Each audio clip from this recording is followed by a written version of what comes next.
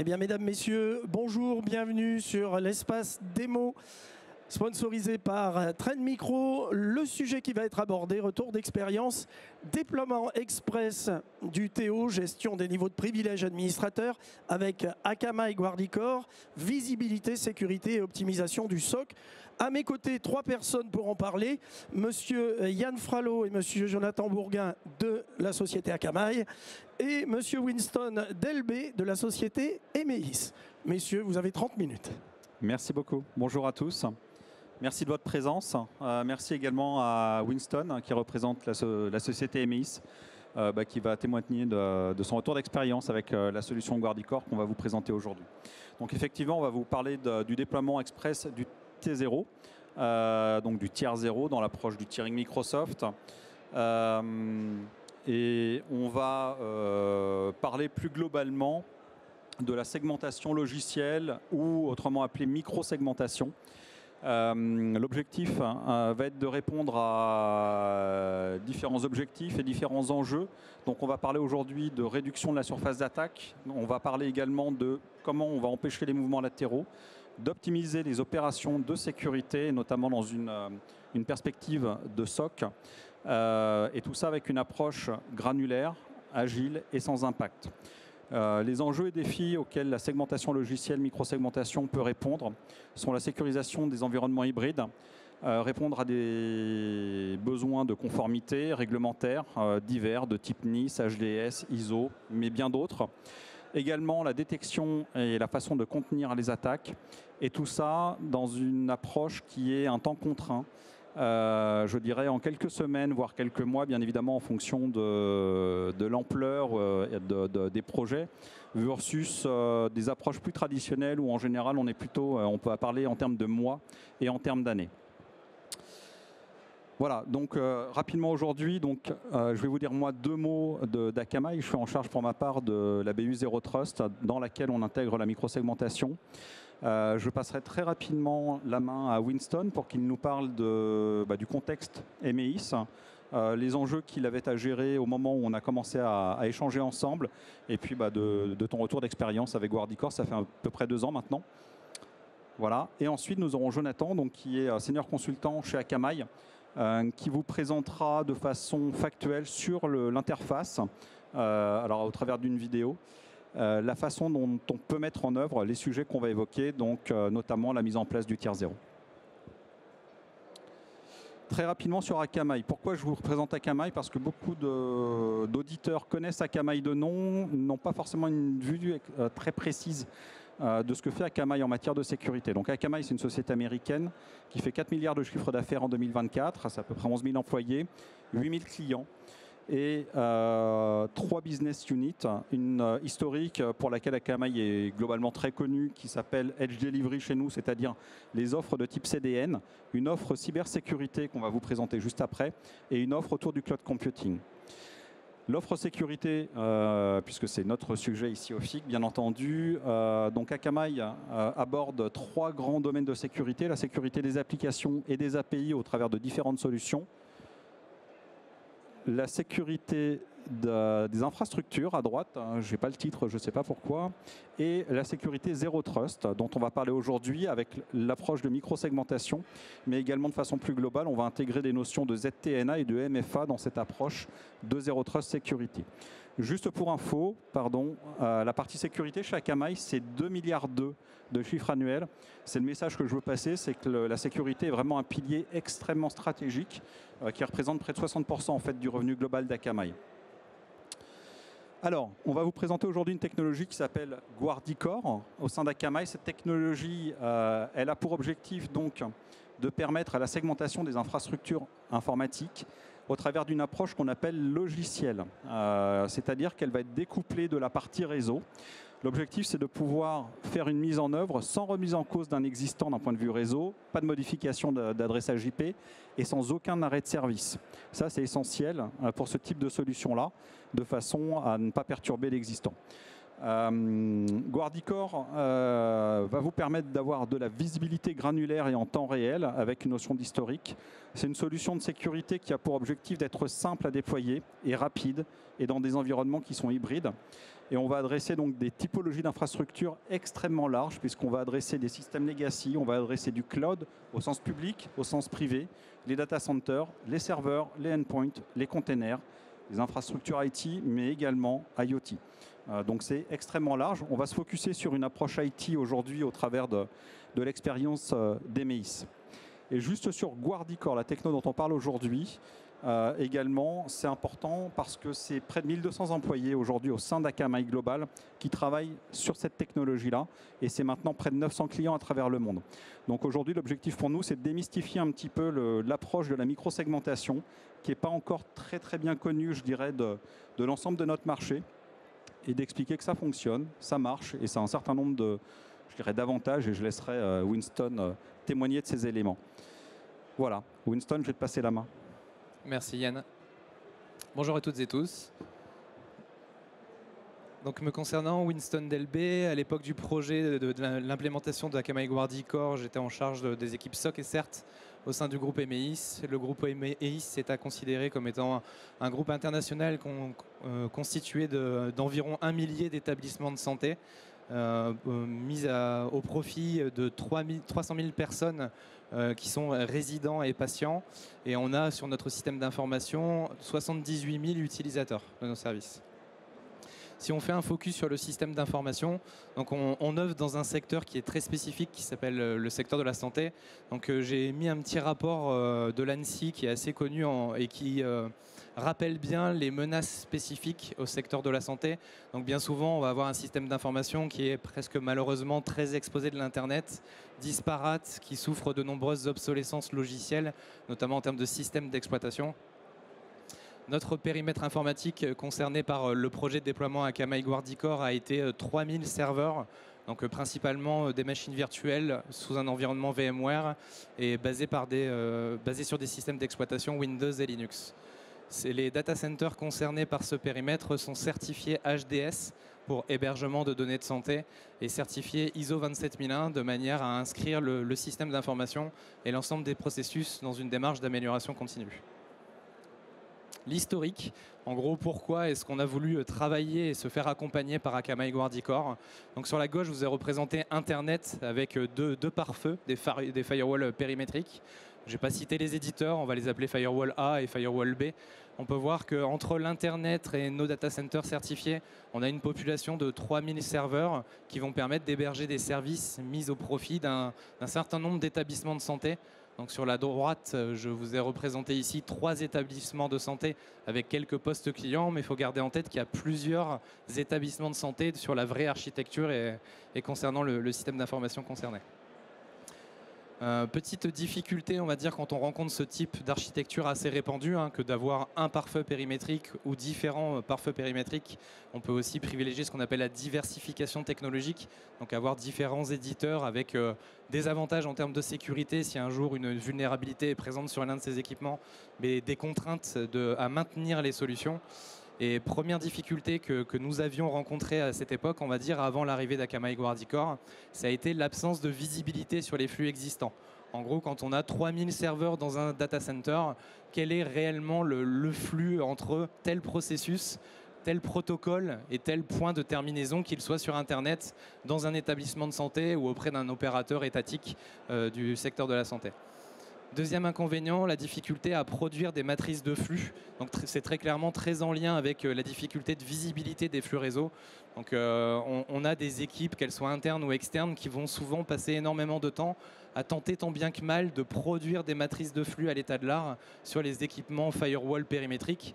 Alors c'est assez simple à réaliser quand on a un réseau local avec une vingtaine ou une centaine de serveurs. Et quand on a, on va dire, 30 000 ordinateurs et serveurs raccordés dans un système d'information et qu'on veut protéger 3000 serveurs, et bien du coup l'identification et la production des règles de firewall associées est bien plus compliquée.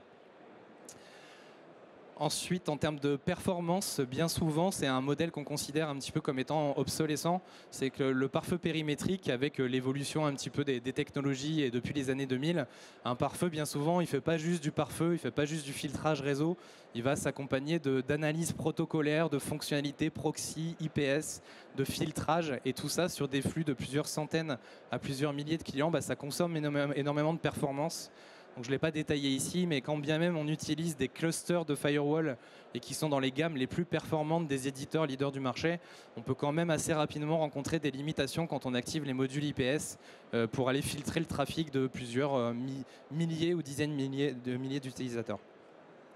Enfin, le coût, mais du coup ça je le passerai rapidement, maintenir différents éditeurs, différentes solutions, différents clusters, ça va nécessiter d'avoir des investissements matériels qui sont souvent importants, mais aussi et surtout logiciels, parce que bien souvent dans le modèle de licensing des pare-feux périmétriques, ce n'est pas uniquement la partie matérielle qu'il faut budgétiser, mais il faut bien considérer les licences logicielles associées. Et enfin, ce constat un petit peu, il nous a amené à subir quelque part, on va dire, des non-conformités à l'audit ISO 27001 et un filtrage réseau qu'on peut considérer comme permissif. Mais au regard un petit peu de la position qu'on adopte, qui est une démarche d'amélioration continue, on a voulu utiliser un petit peu ces non-conformités, non pas comme une difficulté, mais plutôt comme une opportunité d'amélioration. Et c'est ce qui nous a permis de découvrir la technologie Akamai Guardicore, mais aussi et surtout de moderniser le filtrage réseau qui est mis en place au sein du groupe. Donc pour cela, on a mis en place une task force. On a défini une période de 3 mois pour déployer la technologie Akamai Guardicore sur 2000 machines virtuelles. Le déploiement, on a respecté le principe de 1-10-100, ça veut dire je le déploie sur une VM, je vérifie si tout fonctionne, je passe sur 10 VM, s'il n'y a pas de régression, je passe sur 100 et je passe sur 1000. Ça nous a permis de faire un déploiement directement sur la production.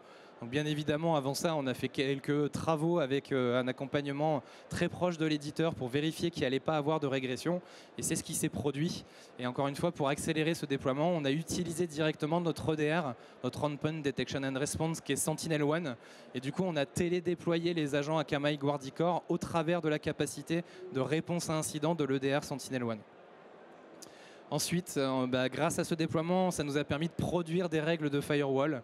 Donc là-dessus, il y a un mécanisme qui sera rappelé juste après par Jonathan, qui permet de produire automatiquement une grande majorité des règles de firewall automatiquement par la technologie. En tout cas, nous concernant globalement et au regard du contexte spécifique du secteur de la santé, avec des applications métiers qui sont quasiment peu connues des éditeurs, on a pu produire automatiquement 70% de l'ensemble des matrices de flux sur 2100 règles de flux aujourd'hui en production. Et de cette manière, plutôt que d'avoir des admins qui passent un peu leur temps à tenter de produire les règles et les mettre en application, et bien du coup, on a eu les spécialistes qui ont mis de la valeur sur aller relire pour valider chacune des matrices de flux et produire celles spécifiques à notre environnement. Enfin, du coup, par cette technologie, on n'a pas juste produit des règles de firewall, on a mis en protection notre système d'information. La technologie Akamai Guardicore, c'est un agent qui fonctionne sous Windows et sous Linux et qui va permettre d'avoir au sein d'un même domaine de collision, d'un même réseau ou d'un même VLAN, des règles de flux qui sont à l'état de l'art entre les mêmes ordinateurs et serveurs d'un même réseau local. Ça veut dire que si je considère qu'un jour j'ai un seul endpoint du périmètre qui est compromis, l'attaque par rebond, qui est souvent réalisée par les attaquants, et bien du coup elle est de nouveau bloquée par l'ensemble des pare-feux du périmètre, puisque chaque endpoint a un pare-feu à l'état de l'art. Par l'usage de cette technologie, on a réussi à imposer l'usage du bastion d'administration. Avant, c'est quelque chose qu'on imposait organisationnellement, mais il y avait toujours, on va dire, 2-3 admins qui avaient toujours des solutions de secours qui permettaient de se connecter en direct sur la production. Par le déploiement d'Akamai Guardicore, ça nous a permis tout simplement de mettre en place des barrières efficaces et qui nous ont permis de multiplier par un ratio très important, on va dire, le nombre de licences consommées sur nos bastions d'administration puisqu'il est devenu obligatoire. Et enfin, il y a un petit tip qui sera partagé juste après sur l'amélioration des détections du SOC. Donc, par l'usage de cette technologie, on a pu mettre en place des scénarios d'événements redoutés qui sont mis sous cybersurveillance au sein de notre SIEM et qui est en relation directe avec notre SOC et qui nous permet d'avoir une posture de cybersécurité qui est beaucoup plus pertinente, que ce soit face à des intrusions ou à des attaques de type pentest planifiées. Enfin, du coup, je voulais mettre en avant l'intérêt d'une solution de micro-segmentation que sont les règles applicatives. Donc en fait, dans cet exemple sur la gauche, on n'a pas de micro-segmentation, on a un poste de travail sur la gauche qui a deux processus, donc Chrome, un navigateur, processus légitime, et malware.exe, un fichier malveillant qui est sur le bureau, par exemple, de l'utilisateur. Si on a un pare-feu périmétrique qui autorise les flux depuis ce poste client à aller sur Internet, bah, malheureusement, le flux malware.exe, s'il contacte un serveur sur Internet en TCP 443, eh bien alors ce flux va être autorisé, ce qui représente un risque. Alors qu'avec une technologie de micro-segmentation, eh bien du coup, la règle de flux, elle va considérer les applications autorisées à utiliser les règles. Et en l'occurrence, dans la règle de flux, on va pouvoir dire sur ce poste, j'autorise Chrome à aller sur tel site Internet, mais en aucun cas, j'autorise malware.exe. Autre type concernant l'usage de la solution et qui est directement en relation avec l'amélioration de notre SOC, c'est qu'en fait, on a défini des usages légitimes par le déploiement d'Akamai Guardicore que sont le passage par le PAM. Donc ici, on peut voir qu'on a un ordinateur qu'on peut considérer être un poste administrateur qui se connecte au travers d'un bastion d'administration et qui est le seul autorisé en termes d'adresse IP source à se connecter sur notre contrôleur de domaine, l'annuaire Active Directory, qui fait partie du tiers 0 au sein du tiering de l'AD, le modèle Microsoft recommandé en termes de sécurité.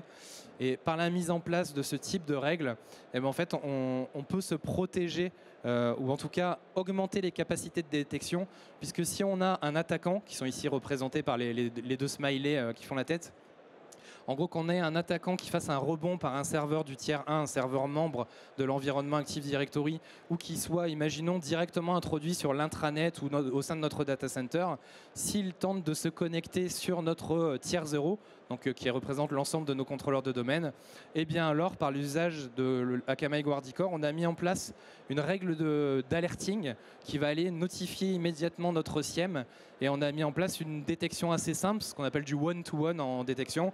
C'est si un jour ça se produit, eh bien alors je préviens automatiquement mon analyste SOC en 24/7. Et en l'occurrence, par la mise en place de cette mesure de détection, eh bien ça nous a permis de détecter qu'il y avait des gens la nuit qui tentaient des choses. Ça nous permet quasiment à chaque fois, dès qu'il y a un pen test ou un audit intrusif avec des attaquants qui arrivent à élever le privilège, ils vont quasiment tout le temps tenter certains quick wins, donc comme des connexions RDP à destination du tiers 0, des AD. Et ben, du coup, aujourd'hui, par l'usage de cette technologie et l'intégration avec notre SIEM, ça nous permet de le détecter, on va dire, en moins d'1 minute et de rappeler directement l'astreinte SOC en disant fais attention, il y a quelqu'un qui est en train de tenter d'accéder au tiers 0, alors que c'est non seulement interdit, mais en plus c'est un comportement qui est dangereux et qui nécessite une investigation immédiate.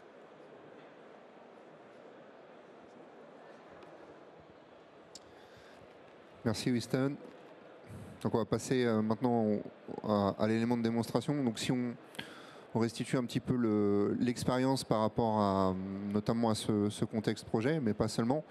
Donc on est capable de déployer extrêmement rapidement un tenant pour pouvoir gérer de manière dédiée l'environnement d'un client. Donc c'est des choses qu'on peut héberger en France avec un respect de nombreuses normes de sécurité et qui nous permet d'aller extrêmement vite dans la phase de déploiement. Donc on a juste un tout petit composant à déployer sur site qui va nous permettre de réaliser les opérations suivantes. Donc la deuxième étape, une fois qu'on a déployé l'environnement, eh bien, ça va être de créer de l'orchestration. L'orchestration, elle va nous permettre de récupérer les biens supports. Donc on peut s'interfacer avec les différents éléments d'infrastructure, donc les différents hyperviseurs, les différents cloud providers, les load balancers.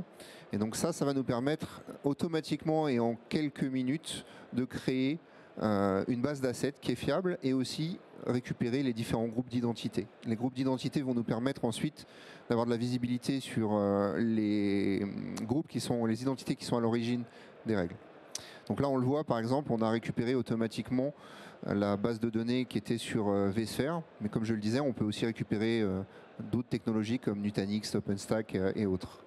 Et donc ça, c'est 80% des projets de micro-segmentation vont échouer parce que cette étape, souvent, elle n'est pas prête chez les clients. Les clients n'ont pas les éléments, n'ont pas les adresses IP dans leur référentiel. Et donc grâce à cette solution, déjà nativement, simplement avec des comptes en lecture seule, des comptes de service, on est capable de créer ce référentiel et on a déjà une visibilité sur les différentes règles qui s'appliquent, les différents labels, les différents éléments. Donc on parle de tier 0, on a donc créé un groupe qu'on a récupéré de l'Active Directory, qui est le groupe d'administrateurs T0, et on va pouvoir le mapper sur des règles directement dans la solution pour pouvoir n'autoriser que les membres du tier 0 à accéder au tier 0. Donc si... Pardon. Hop.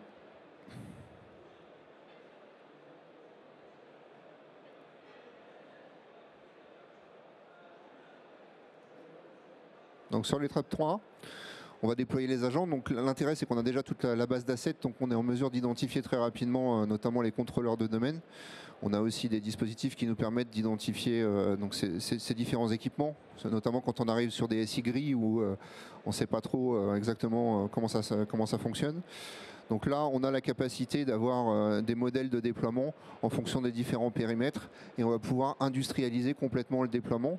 Alors notamment, et c'est ce qu'on a fait donc avec les équipes de Winston pour déployer les agents via le DR, mais on peut utiliser n'importe quel outil de télédistribution. Tout est gérable depuis la plateforme, donc on peut gérer tous les agents, on voit leur état et on a la capacité de les déployer en mode monitoring, ce qui nous permet aussi d'éviter d'impacter la production quand on se déploie. On n'a pas besoin de reboot. Ça se fait naturellement sans impact. Voilà. Ensuite,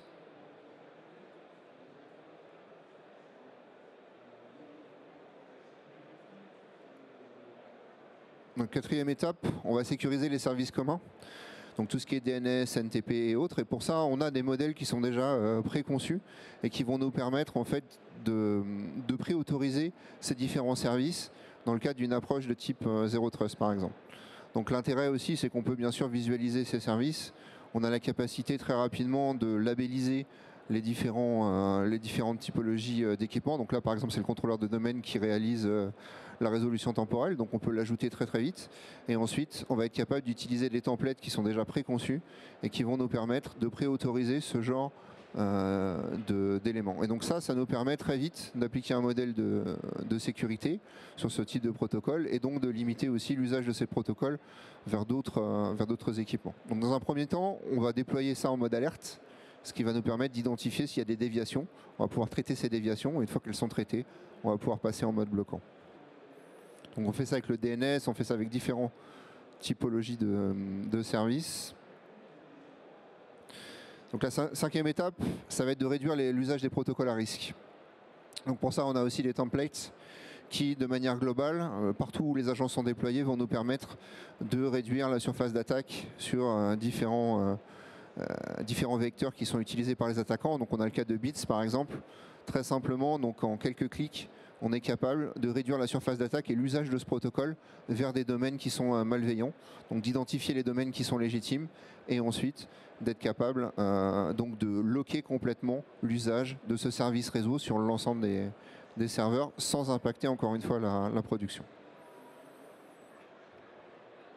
Et voilà, le déploiement se fait en moins de 3 secondes sur l'ensemble des serveurs du déploiement.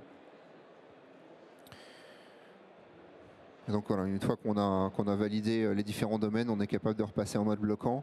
Et donc là, ça y est, on a locké complètement l'usage de ce protocole. Et on est capable aussi, bien sûr, d'aller valider ces éléments directement dans les logs. Là, on le voit, ça y est, les éléments sont bloqués immédiatement. Donc là, par exemple, il y a un usage vers un domaine malveillant. Et tout de suite, il est, depuis le contrôleur de domaine en plus, identifié, stoppé. Donc ça, c'est un simple exemple, sachant que les autres domaines, bien sûr, vont être autorisés et validés, puisqu'on a déjà fourni ces éléments-là. Ensuite, donc, sixième étape, on va sécuriser les flux d'administration. Donc pour ça, pareil, on a un certain nombre de templates. Ce qui est intéressant, c'est qu'on peut descendre au niveau service à la fois sur Windows et sur Linux. Et donc forcément, on a une vision beaucoup plus fine. Là, on le voit, on autorise les admins du tier 0, du membre du groupe du tier 0, depuis les jumpbox du tier 0, avec MSTSC, à se connecter sur les différents serveurs en utilisant le remote desktop. Donc c'est vraiment extrêmement précis, on ne peut pas réutiliser autre chose, on ne peut pas passer par un autre équipement. Donc, dans un premier temps, on est en mode alerte, on étudie les déviations, et ensuite on est capable de passer en mode bloquant par rapport à ça. Ce qu'on constate, c'est que globalement, sur les retours d'expérience, En général, il y a environ 30% des gens qui passent par les bastions, tout le reste passe par d'autres équipements et va complètement contourner l'usage. Voilà. On va peut-être accélérer cette partie-là, mais globalement, on a une vue complète sur les différents éléments. Et bien sûr, dès qu'il va y avoir une déviation par rapport à ces usages, on a la capacité tout de suite d'aller investiguer ces déviations. Ces éléments sont remontés bien entendu dans le SIEM. Là, on voit par exemple qu'il y a des tentatives de connexion sur des jumpbox Windows qui ont lieu depuis des pays, puisque visiblement ma jumpbox est exposée aussi sur Internet. Donc, ce qui pose un certain nombre de problèmes. Mais en tout cas, on l'identifie tout de suite. Pourquoi? Parce que ce qui doit être a été défini. Et donc, toutes les déviations par rapport à ça sont identifiées immédiatement. Et donc, voilà, on voit le détail, on voit vraiment quelle est la source de la compromission, comment ça s'est déplacé par rapport à ça. Donc, alors ça marche aussi sur Linux. Là, par exemple, c'est une encapsulation dans du SSH pour accéder au RDP. Donc, on est aussi capable d'identifier cette partie-là assez simplement. Puisqu'on voit les deux mondes, on voit à la fois le monde Linux et le monde Windows sur notre solution. Voilà. Voilà. Et ensuite, une fois qu'on a appliqué tous ces éléments en amont, on va travailler vraiment sur les flux purement Active Directory. Et donc pour ça, on a des templates qui sont dédiés, qui vont nous permettre de construire automatiquement une politique de sécurité qui est spécialisée, spécifique à tout ce qui est Active Directory. Et donc très rapidement, on va avoir automatiquement les bonnes politiques qu'on va pouvoir aussi ajuster avec le temps. Je vais vous épargner ça. Voilà, donc automatiquement, il vous fournit les différentes matrices de flux par rapport à ça. Toujours avec cette vision jusqu'au niveau service. On a la capacité de le modifier, puisque là, il va vraiment ouvrir de manière pour assurer le bon fonctionnement. Et ensuite, on va être capable de réduire donc les différents éléments directement dans la solution. Voilà. Je vais avancer cette partie. Mais tout est déjà pré-identifié, on peut créer des exceptions aussi par rapport à ça, ce qui nous permet ensuite de revenir et d'améliorer cette partie-là.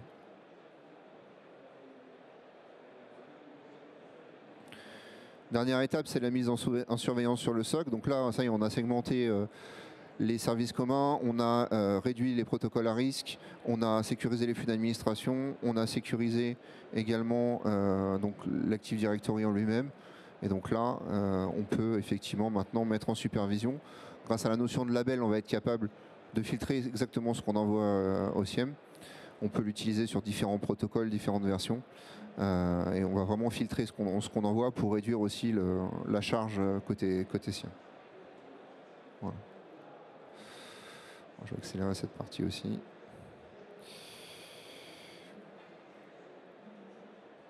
Voilà, donc là, globalement, une fois qu'on a fait ça, notre tier 0 il est complètement sécurisé, sachant qu'on a aussi pris compte, bien entendu, je n'ai pas démontré parce que c'est toujours un peu plus long, mais on a sécurisé tout ce qui est WinRM, on a sécurisé tout ce qui est WMI, on a sécurisé vraiment tous les usages, puisqu'à chaque fois on peut identifier de manière extrêmement précise les services qu'on va autoriser.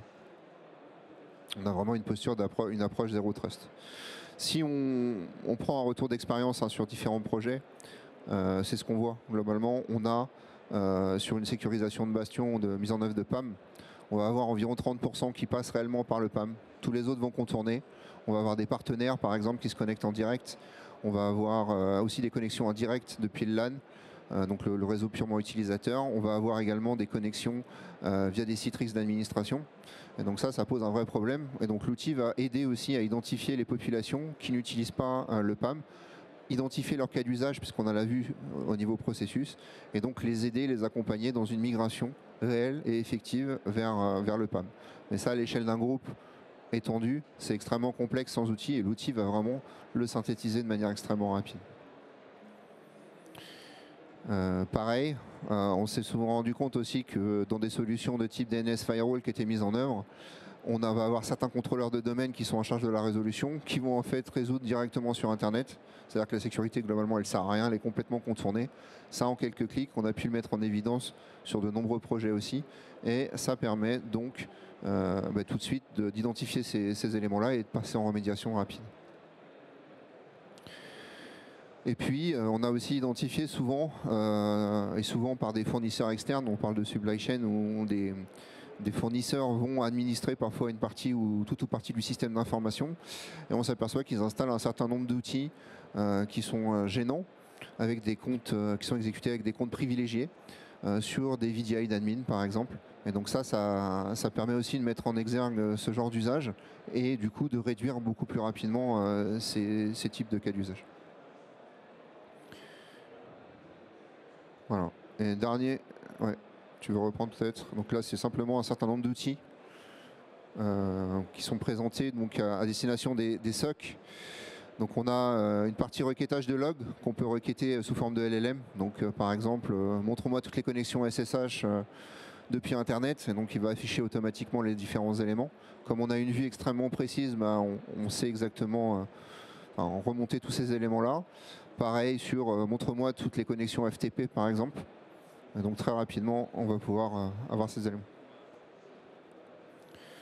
Voilà. Tu veux reprendre Voilà, on a différents outils. Alors on pourrait, si ça vous intéresse, vous pouvez constater ces éléments venir à notre stand et on vous les présentera en détail. Mais on a pas mal d'outils à destination des SOC qui peuvent aider au quotidien dans la résolution d'incidents et dans la gestion de crise. Écoutez, merci beaucoup à tous. J'espère que cette présentation aura été intéressante. Effectivement, il y a beaucoup de cas d'usage. Il y a pas mal de possibilités qui ne sont pas forcément imaginées par les clients sur l'utilisation de la microsegmentation. Donc on est à votre disposition si vous souhaitez en savoir un petit peu plus sur le stand Akamai, bien évidemment. Merci beaucoup.